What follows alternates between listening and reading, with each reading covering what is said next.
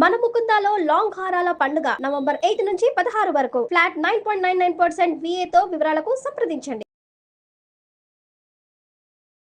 నమస్తే రమగారు. నమస్తే జయ. రమగారు, ఏదైనా సిరీస్ స్టార్ట్ చేద్దామా? చిన్న సిరీస్ చెప్తాను. మనం బాగ్దాద్ కథలు చెప్తున్నాం కదా, అలాంటి దాంట్లో మాయావర్తకుడి కథ చెప్తాం. ఓకే. ఈ బాగ్దాద్ నగరంలో మారూఫ్ అని ఒక అబ్బాయి ఉండేవాడు. మారూఫ్ ఇతను ఏంటంటే పాత చెప్పులు రిపేర్ చేసేవాడు. కొంచెం తొందరగానే పెళ్ళయింది. ఏదో చెప్పులు రిపేర్ చేస్తే పావలా అర్థం వస్తుంది, ఏమిటో వచ్చి పడిపోతుంది. వ్యాపారం కాదు, పని. అంతే. పని చేసేవాడికి పని వచ్చితేనే డబ్బు వస్తుంది. ఎప్పుడైనా అంతే కదా, ఏ కాలమైనా అంతేను. సరే, ఏదో అట్ట పని చేసుకునేవాడు. పెళ్ళయింది ఇతనికి. అమ్మాయి పేరు ఫాతిమా. గంప గయ్యాళి, మామూలుది కాదు. డబ్బులు తెచ్చినా తిట్టేది, తేకపోయినా తిట్టేది. ఇంతే తెచ్చామని తిట్టేది, తేకపోతే అసలు రాలేదని తిట్టేది. కొంతమంది ఉంటారు, ఇప్పుడు కూడా ఉన్నారు. అయితే ఇతనికి ఏంటంటే కొంచెం పరువుగా బతకాలన్న కోరిక ఈ మారూఫ్కి.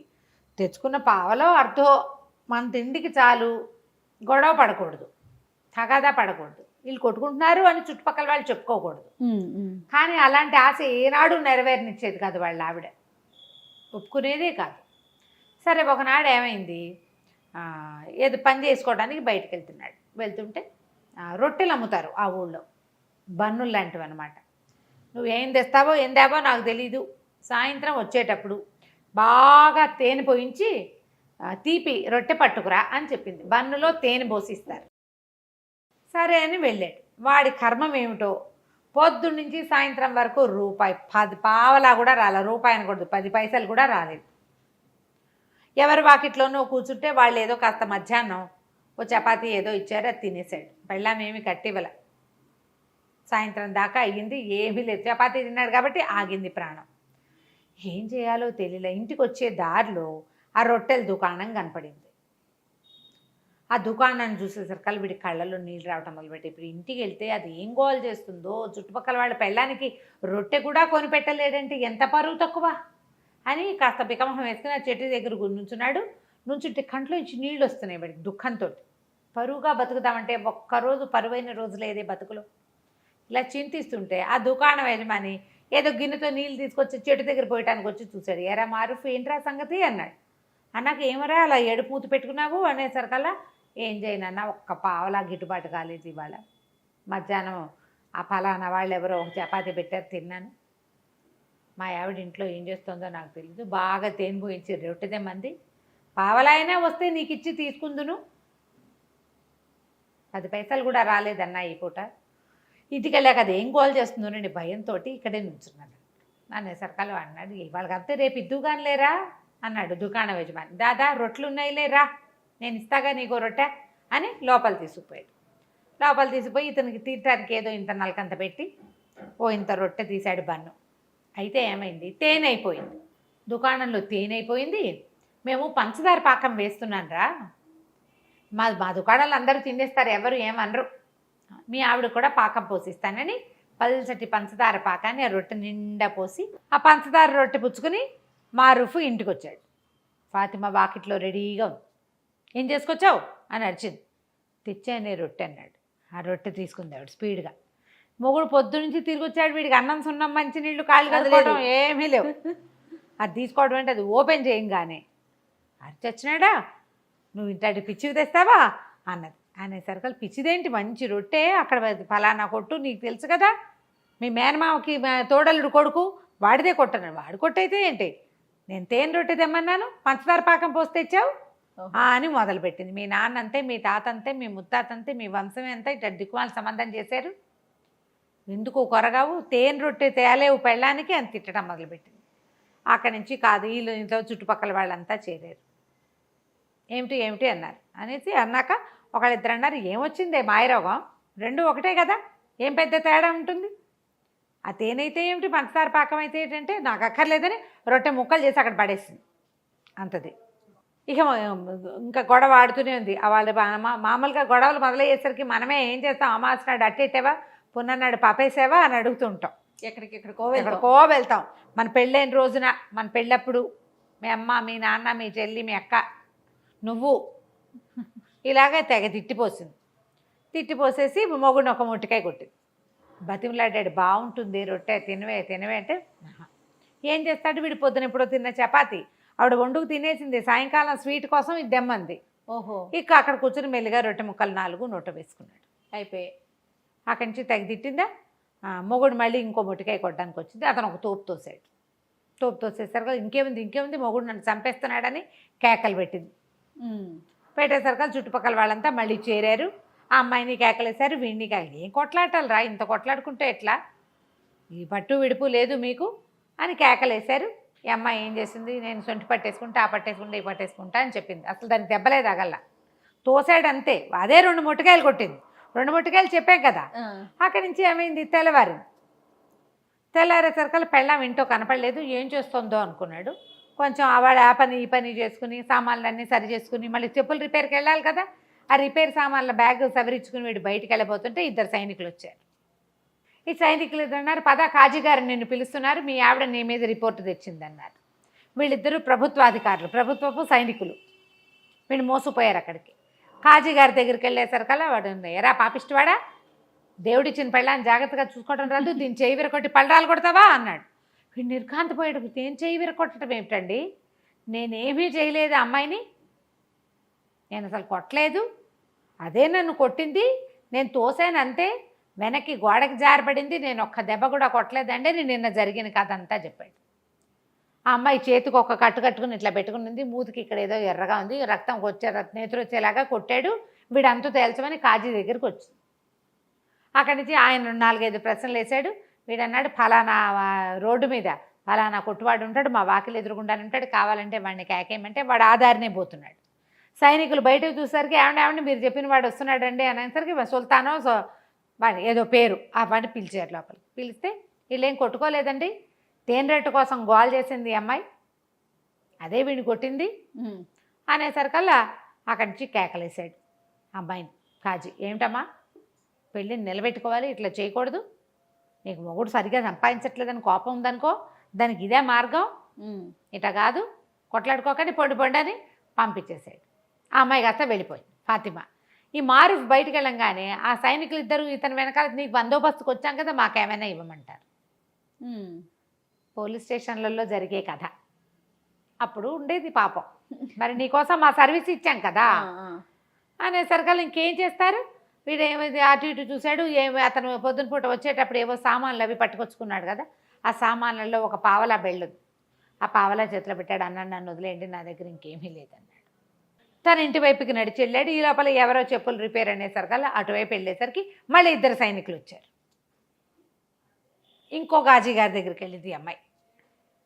ఇంకో కాజీ దగ్గరికి వెళ్ళేసరికల్లా మళ్ళీ ఒక కాజీ గారి దగ్గర ఆయన పత్రం ఇచ్చాడండి అన్నా కూడా సైనికులు ఒప్పుకోవాలి. అట్లా కాదు, నువ్వు కాజీ గారి దగ్గరికి వచ్చి చెప్పు.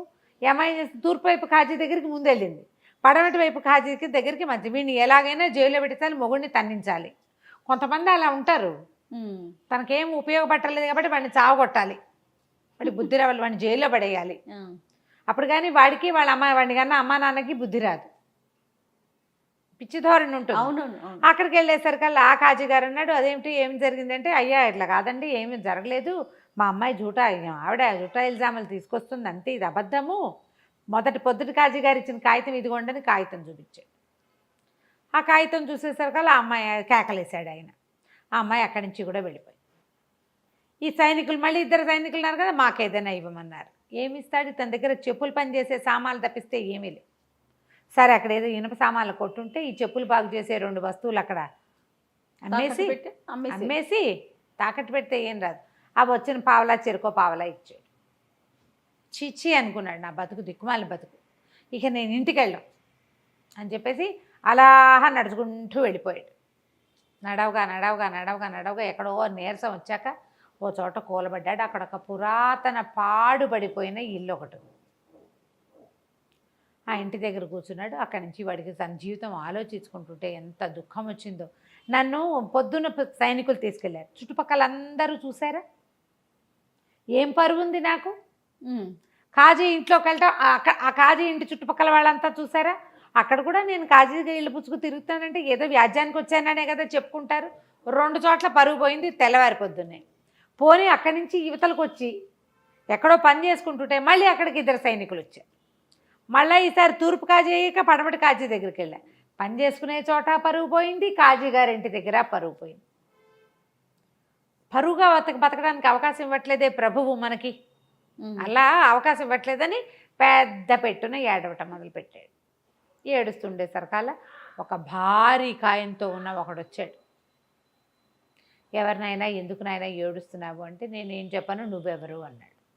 నేను ఎప్పుడో 300 ఏళ్ల క్రితం చచ్చిపోయా. ఈ ఇల్లు నాది అప్పుడు 300 ఏళ్ల క్రితం. ఆ ఇంటి మీద ఆశ చావక నేను ఇక్కడే బతుకుతున్నా. ఇల్లు పాడుపడిపోయింది క్రమంగా, నేను ఇక్కడే ఉంటా. ఎవరు ఇక్కడికి వచ్చి ఏడ్చినవాడు, అడిగినవాడు, పెట్టినవాడు లేడు.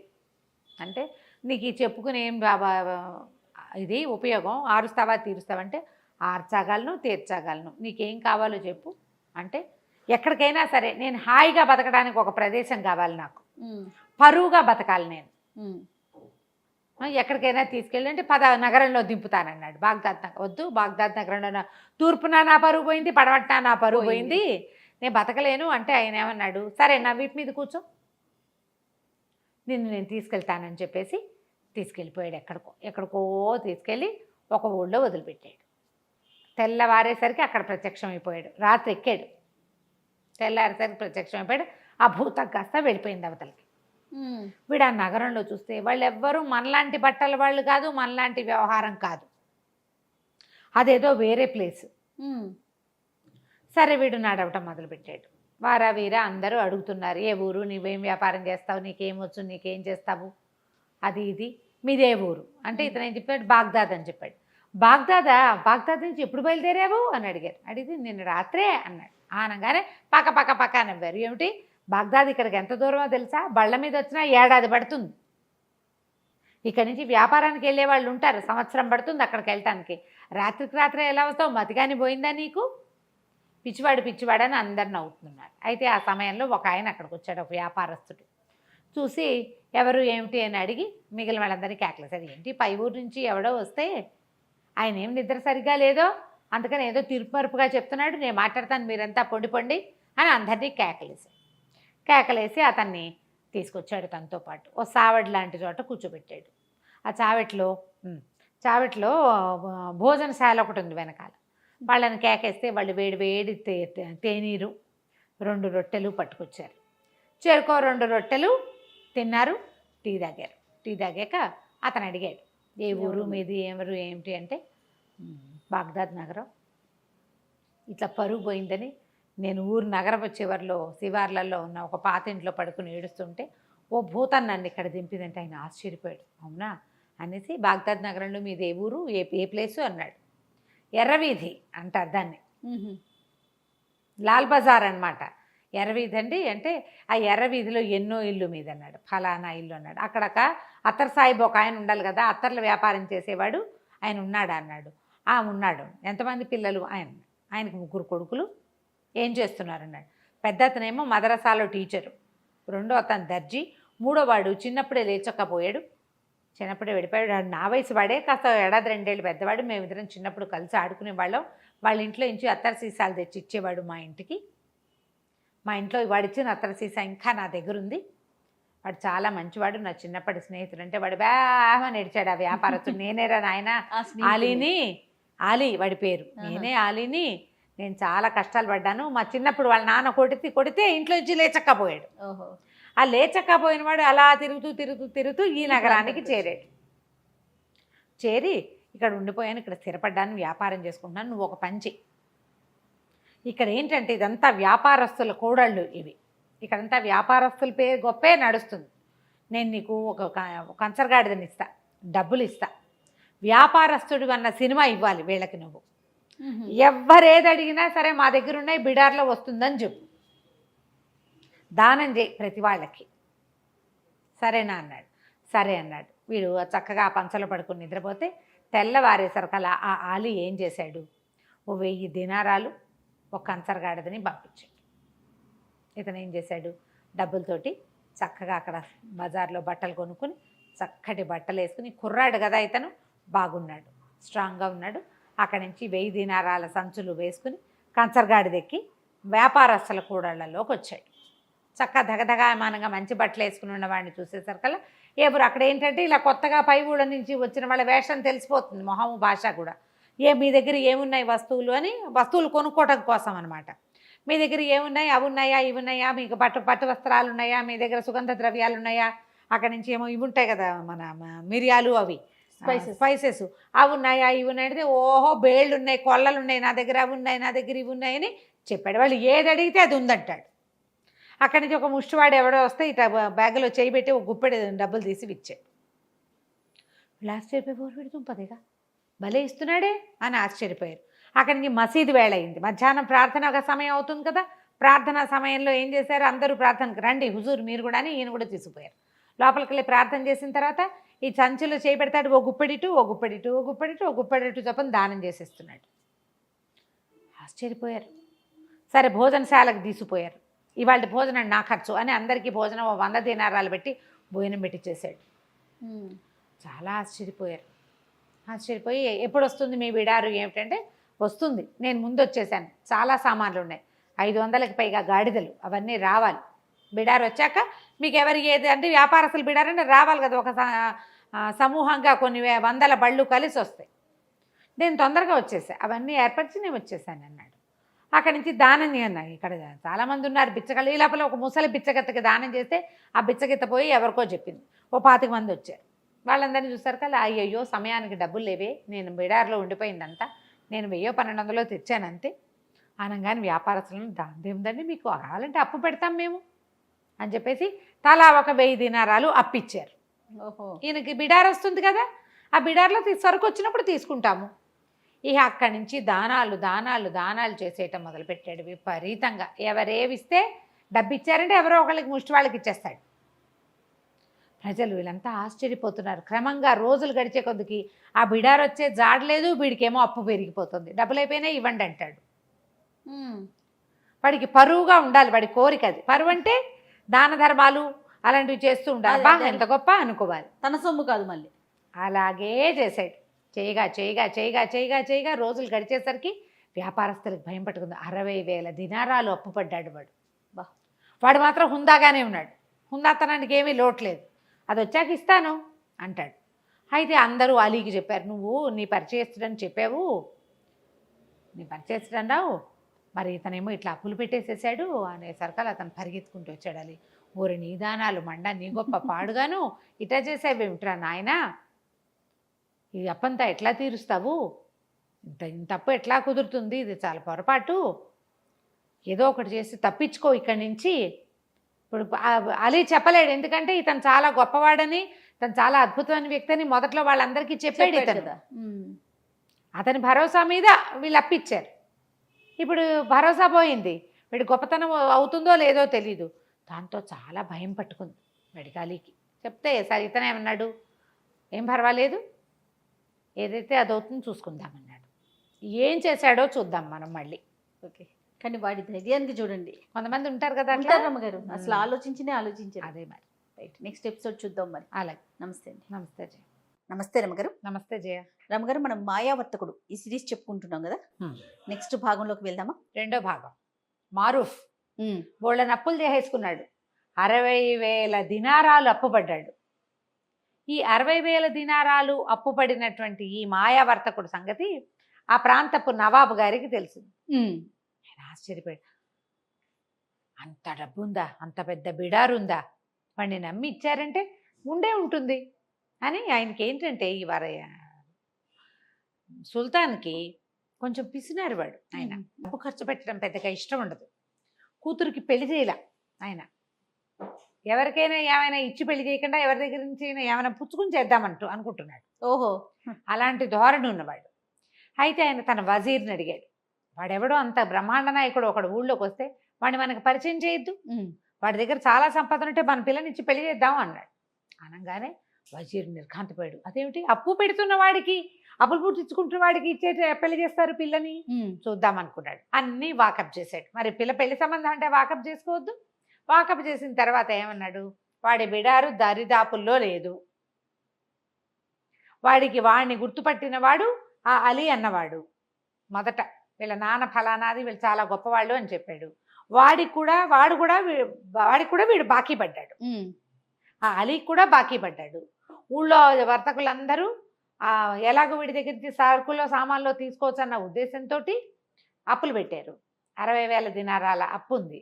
అంత అప్పుల్లో ఉన్నవాడికి పిల్లనెట్టా ఇస్తామండి, అట్ట పనికిరాదన్నాడు. ఎట్లా ఇస్తాం? అవును కదా. అనగానే రాజు కొళ్ళు మండిపోయింది ఆ సుల్తాన్కి.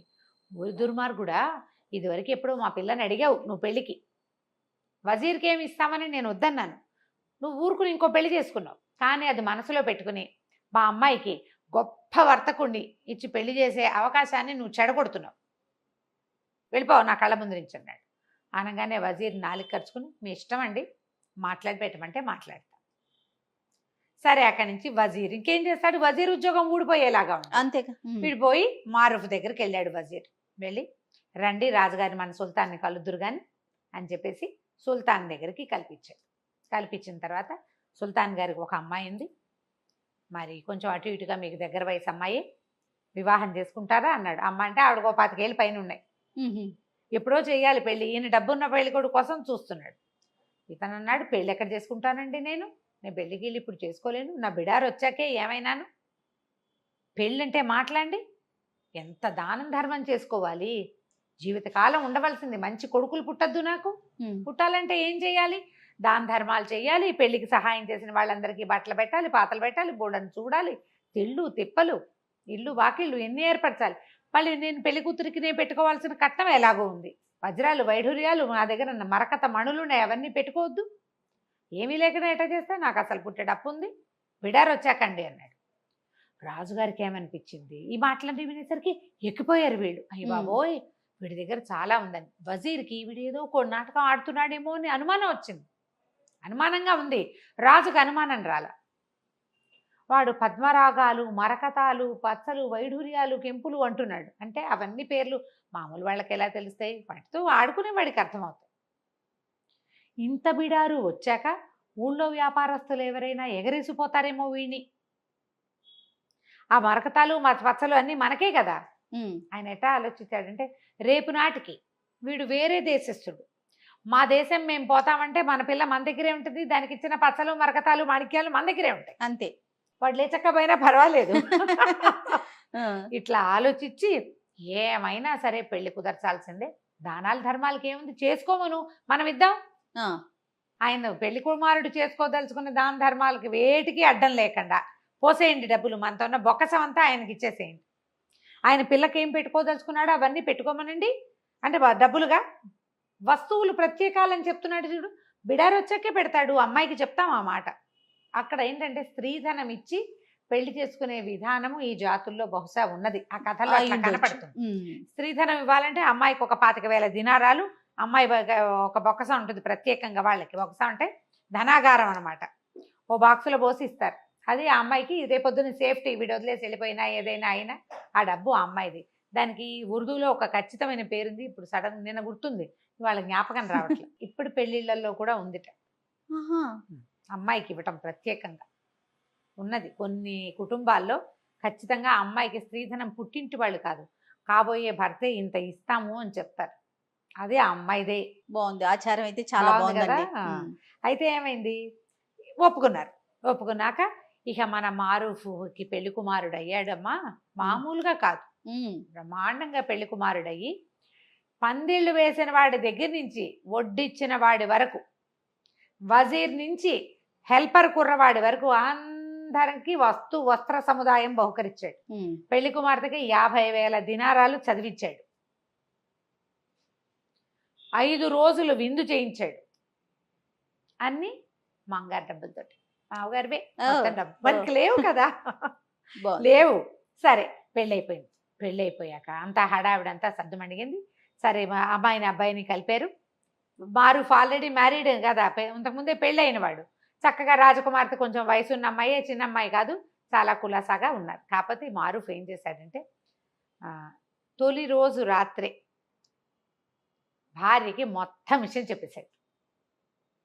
ఆవిడ పక్క నవ్వింది, మా నాన్నకి ఈ శాస్త్రి కావాల్సిందే అంది. ఇలాంటి మోసం భలే ఉంది, మోసం ఇంత మాయా అని. పోన్లేండి మా నాన్న అడిగేదాకా మాట్లాడకండి, మనం కులసాగా ఉందా ఉంది. హాయిగా మొగుడు పెళ్ళాం ఎదురు చిలకా గోరింకాలే రాజుగారి ఇంట్లో ఉన్నారు. రోజులు గడుస్తున్నాయి, బిడారు పత్తా లేదు. రాజుగారికి టెన్షన్ పడుకు వెళ్ళింది, వీళ్ళ బొకసంతా ఖాళీ అయిపోయింది. అక్కడి నుంచి రోజువారీ అల్లుడు గారికి అలవాటైన అవి ఉన్నాయి కదా, దాన ధర్మాలు. మసీదుకి వెళ్తే దానం చేయాలి, ప్రార్థనకి వెళ్తే చేయాలి, చాపేసిన వాడికి ఇవ్వాలి, టోపీ పెట్టిన వాడికి ఇవ్వాలి, ఇచ్చేస్తున్నాడు. రాజుగారి బొక్కసం అంతా ఖాళీ అయిపోయింది. అవి లేవు, ఇవి రావు. ఇక వజీర్ని పీడించడం మొదలుపెట్టాడు. వజీర్ కాస్త, మహాప్రభు మీరు అడక్కండి, వీడు దొంగ గ్యారంటీగా. మా వర్తకుడు అంటే వర్తకుడు కదా, వీడు మాయావర్తకుడు, వీడు మాయవాడు, వీడిని నమ్మడానికి వీల్లేదు. మీ అమ్మాయి వాడితో కాపురం చేస్తుంది, ఆ అమ్మాయితోటి అడిగించండి అనేసరికల్లా సుల్తాన్ గారు పరిగెత్తుకుంటూ కూతురు దగ్గరికి వచ్చి, అమ్మాయి ఇగో ఇట్లా ఉంది పరిస్థితి, మీ ఆయన అడుగు బిడారు ఎప్పటికి వస్తుందో అంటే, ఆ రోజు రాత్రి భర్తకు చెప్పింది, నా మాట వినండి, మరి మీకు నా దగ్గర ఒక 50,000 ఉన్నాయి, మీరు ఇచ్చింది కాదు, నా దగ్గర ఉన్నాయి. ఆ అమ్మాయి జమ చేసుకుంది, వాళ్ళు వీళ్ళు ఇచ్చిన డబ్బులు, ఏదైనా తండ్రి ఏదైనా బర్త్డేలకు ఇచ్చింది, ఆ అమ్మాయి ఖర్చులకు ఇచ్చినవి అవన్నీ పక్కకేసి పెట్టుకున్నాయి. మీరు ఇచ్చిన బాక్స్ బాళంగా బాక్స్ అట్లాగే ఉంది, అది ముట్టుకోరట, ఖర్చు కూడా పెట్టట్టు, దాన్ని ఇస్తాను, ఇవి పుచ్చుకుని వెళ్ళిపోండి, ఎక్కడో చోట బతకండి. వస్తాడని చెప్తా మా నాన్నకి, కొద్ది రోజుల వరకు నువ్వు వస్తావు, బిడార్ కోసం వెళ్ళాడు వస్తాడు అంటే ఓ 4 రోజులు ఆగుతాడు కదా, ఆ నెలలో నువ్వు ఈ దేశం చేరిపోతావు, ఏదో ఒక దేశం చేరిపోయి ఏదైనా చిన్న వర్తకం చేసుకుని బతకండి అని చెప్పేసి సరే ఇతను 50,000 దినారాలు పుచ్చుకుని ఏం చేస్తాడు, అయ్యో ఇంత చక్కటి భార్య, ఇంతకుముందు రాకాసి మొహంది అది, ఇంతకుముందు ఉన్న భార్య ఏమిటి 3 కాజీల దగ్గరికి తిప్పింది కదా, బోళ్ళంత డబ్బులు, పైగా తనే దెబ్బలు కొట్టుకుని వీడే కొట్టాడు అంటుంది, దుర్మార్గురాలు. దాన్ని వదిలేసి వచ్చినా బాధ లేదు, ఈ అమ్మాయిని ఇంత చక్కటి మనిషిని వదిలిపెట్టాల్సి వస్తుందని చాలా చింతపడ్డాడు. కానీ ఇంకేం చేస్తాడు, 50,000 దినారాలు పుచ్చుకుని ఓ గుర్రాన్ని దేనో సంపాదించి పారిపోయాడు. మర్నాడు పొద్దున మధ్యాహ్నానికి ఓ భోజనాలు అయిన తర్వాత సుల్తాన్ వచ్చి కూతుర్ని అడిగాడు, ఏమిడమ్మా మీ ఆయన ఏమి సమాధానం చెప్పాడంటే, ఏమో నాన్న రాత్రి ఏదో ఉత్తరం వచ్చింది ఆయనకి, ఉత్తరం వస్తే సరే ఇగో బిడారు దారిలో ఉందిట, అక్కడ ఏదో ప్రాబ్లం అయిందిట, బిడారు దొంగలు దోచుకున్నారని రమ్మని కబురు వచ్చింది, మా ఆయన పరిగెత్తుకుంటూ వెళ్ళాడు, మరి అదేదో చూసుకుని వస్తాడు, మీరు కంగారు పడకండి అంది. అనగానే మన వజీర్ అన్నాడు, మహారాజా అయిపోయింది ప్రభు, అయిపోయింది సుల్తాన్ అన్నాడు, వెళ్ళిపోయాడు, ఇక రాడు. మీ కూతురే అబద్ధం చెప్తుందో మీ కూతురికి వాడే అబద్ధం చెప్పాడో నాకు తెలియదు. గ్రహించాడు, ఆయన గ్రహించాడు, సుల్తాన్ గారు గ్రహించట్లా, ఈయన డబ్బు తాపత్రయం కదా, వస్తాడేమో, కూతురిని నమ్మాడు ఆయన, 5 ఏళ్ల కూతురు, అదేమన్నా చిన్నపిల్ల, అమ్మాయికి అన్నీ తెలుసు కదా. సరే కొద్ది రోజులు ఆగుదాం అనుకున్నారు, చూద్దాం తర్వాత వాడి కోసం వెతుకుదాం, ఈ లోపల ఖాళీ అయిపోయిన బొక్కసారి నింపే పని చేసుకోవాలి పాపం వాళ్ళు. ఈ మారూఫ్ ఏం చేశాడు, గుర్రం వేసుకుని వెళ్ళాడా, వెళ్ళగా వెళ్ళగా వెళ్ళగా వెళ్ళగా ఒక 2-3 రాత్రులు గడిచినాయి. 4వ నాటి సాయంకాలం ఒక బీడుగా ఉన్న ఒక పంట పొలాల మధ్యలోకి చేరాడు. ఈయన మంచి బట్టలు, మరి నవాబు గారు అల్లుడుగా ఉన్నాడా, చక్కటి గుర్రం చూసి ఆ రైతు మంచినీళ్ళు ఇచ్చాడు.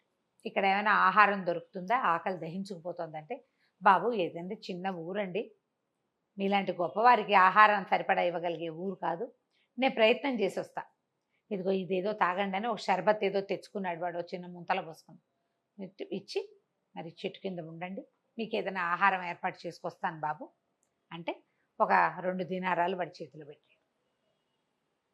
సరే వెళ్ళిపోయాడు, అతను వెళ్ళిపోయాడు. ఈ మారూఫ్ ఇప్పటికీ కొన్ని నెలలుగా వ్యాపారస్తుడుగా ఉంటున్నాడు, కానీ వ్యాపారస్తుడుగా ఉంటున్నాడు, సహజంగా కష్టజీవి కదా వాడు. ఏమైంది, ఒక అరక దున్నుతున్నాడు, ఆ రైతు పొలం దున్నుతున్నాడు, 2 ఎడ్లు కట్టి నాగలు కట్టుంది. పాపం వీడెవడో మనిషి కనపడేసరికల్లా తిండి ఏర్పాటు చేస్తానని వెళ్ళాడు. వాడు వచ్చే లోపల 2 పర్రాలు దున్నితే కనీసం వాడు కాస్త సంతోషిస్తాడని ఇతను ఏం చేశాడు, ఆ జాట్లోకి పోనిచ్చాడు, ఎద్దుని దున్నడానికి 2 ఎడ్లని హే హే అన్నాడు కానీ దానికి ఇట్లా జాలుగా ఉంది. మామూలుగా ఎలా ఉంటుంది, అరక ఒక రౌండ్లో దున్నుతారు కదా, దానికి ఒక గీత కనపడుతూ ఉంటుంది. ఇతనికి అలవాటు లేక హే హే అనేసరికల్లా అవి ఇట్లా పోకుండా ఇట్లా పోయినాయి పక్కకి. ఈ పక్కకి పోయేసరికల్లా ఈ నాగలి ఇంకో పక్కకి లాగింది, మొదటి గీతలో లేదు, 2వ గీతలో ఉందన్నమాట. ఆ గీతలోకి వెళ్ళి వెళ్ళి వెళ్ళి ఎక్కడో పట్టేసింది. ఎంత హే అన్నా హాయ్ అన్నా ఏమీ రావటం. ఇతను కొంచెం గట్టిగా అదిరిచ్చి తను కూడా అరకపుచ్చుకొని లాగడానికి ట్రై చేశాడు. కింద ఏదో పట్టుకుపోయినట్టు అర్థమైంది. సరే ఏం చేశాడు, అరకని వదిలిచ్చి ఆ పక్కన ఏదో పలుగు గుణప ఉంటే అది తవ్వాడు. తవ్వితే కింద ఒక పెద్ద స్క్వేర్గా ఒక రాతి పలక లాంటిది ఉంది. ఏదో ఉంది దీని కింద అనిపించింది. ఇక దాని గుణపం పెట్టి ఒక్కో చుక్క ఒక్కో ముక్క చొప్పున అంగుళం చొప్పున దాన్ని పక్కకు తోయటానికి ప్రయత్నం చేశాడు. ప్రయత్నం చేస్తే కొంతమేర గ్యాప్ వెళ్ళేసరికల్లా లోపల ఒక తొట్టెలాగా కనపడుతోంది. ఏదో ఉంది. ఆ తొట్టె లోపలికి గుణపాన్ని పోనిచ్చి దాన్ని పలకని తోసాడు. అవుతుంది తోస్తే లోపలికి మెట్లుంది. ఇది ఒక నిమిషంలో జరిగిన పని కాదు, గంట పట్టింది, టైం తీసుకుంటుంది. అతను భోజనం వండించడానికి వెళ్ళాడు. మొత్తం పొలాలని నిరాబాగా ఖాళీగా ఉన్నాయి, ఏమీ లేదు. ఆ మెట్లు కనపడేసరికల్లా ఇతను ఏం చేశాడు, ఆ గుణపాన్ని బయటికి తీసేసి ఆ మెట్ల కొంచెం ఇంతే తోసాడు. మొత్తం తొయిలేపోయాడు. కొంతమేర తోస్తే మెట్లు కనపడ్డాడు. అందులోకి దిగిళ్ళాడు. దిగిళ్తే కుప్పలు తెప్పలుగా బంగారం ఉంది లోపల. ఇక మణులు మాణిక్యాలు ఎంత బంగారం ఉందో, కోట్ల కొద్దీ డబ్బు. ఆశ్చర్యపోయాడు. ఎంత అదృష్టం అదే కదా. సరే ఏం చేశాడు, పైకి వచ్చేసి ఆ పల్లని యథాతథంగా మళ్ళీ మెల్లిగా ఎంత తోసాడు, తను పట్టడానికి కింద మేర తోసాడు. ఒక మూరం బాతిగా తోసాడు. మళ్ళీ తోసేసి మట్టి యథాప్రకారం లాగేశాడు. చెట్టు కిందకి వచ్చినాడు. పోయి ఒక 2 గంటలు గంటన్నర గడిచాక ఆ రైతు బకరైతు ఇది చేసుకుంటాడు, సేద్యం చేసుకుంటున్నవాడు చక్కగా 4 ముంతలు చెంబులు అన్ని ఒక పెద్ద సంచులు పెట్టి పట్టుకొచ్చాడు. బాబు నేనే మా ఇంట్లో వండించానండి, మీరు 2 కాసులు ఇచ్చారు, మరి మా ఆవిడతోటి వండించాను, ఇంట్లో చేసిన వంటే తినండి అన్నాడు. అన్నాక మారుఫ్ కూర్చొని తను తింటూ ఈ అబ్బాయికి కూడా పెట్టాడు. నువ్వు కూడా తినబోయి అన్నాడు. అన్నాక ఈ పొలాలు ఏమిటి ఇదంతా అంటే, ఇది ఏం జరిగింది, పాత రోజుల్లో ఎవరో రాజులు ఇక్కడ తవ్వి దాచిపెట్టుకున్నారు నిధి.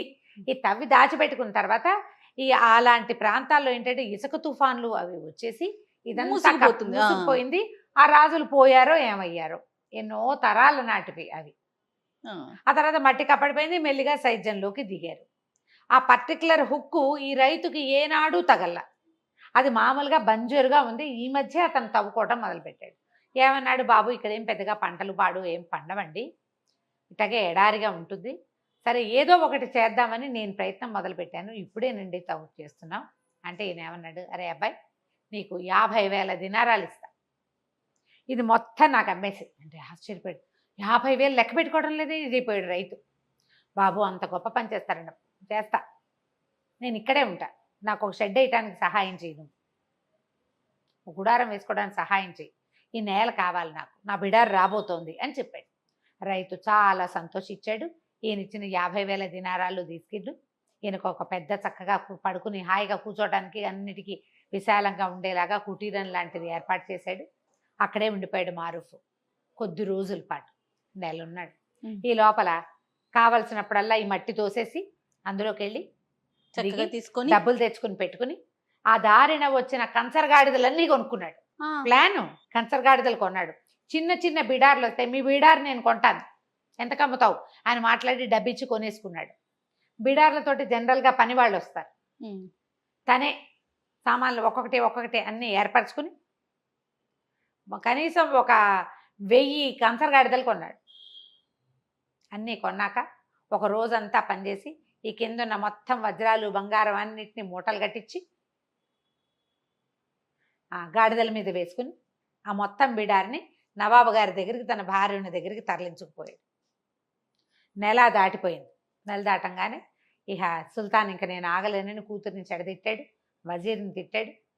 ఏమైనా సరే వాడి మీద ఒక కాగితం పుట్టించి అన్ని దేశాలకి పంపించాలి, ఇలాంటి వాడు వస్తే వీడు బొమ్మకిచ్చండి, ఇలాంటి వాడు వస్తే వీడిని పట్టుకోమని. ఇంతలో ఏమైంది, ఏదో పెద్ద బిడార్ లాంటిది వస్తోంది.